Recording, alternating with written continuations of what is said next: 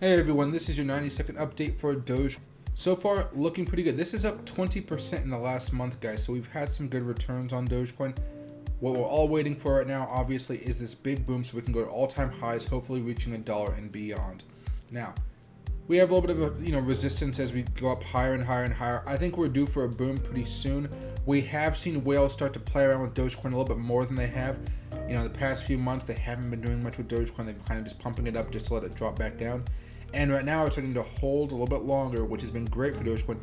And you're starting to see it appear more on Twitter. Elon's starting to tweet a little bit more about it. So this storm, this perfect storm for Dogecoin rising, it's slowly happening here. But just the best thing you guys can do is just hold on to a position. That's going to be what it really takes in order to make money here. It took me a few months of holding SHI before I made a bunch of money there, like 900% profit. Same thing with Dogecoin. And we know that Dogecoin's market cap can go up much, much higher, which is a beautiful thing. Just a few months ago, it was up at 73 cents. I think this time it could at least hit 80, 90, even $1. I'm being patient. I'm buying up Dogecoin every now and again, and I'm just going to wait for it to pop.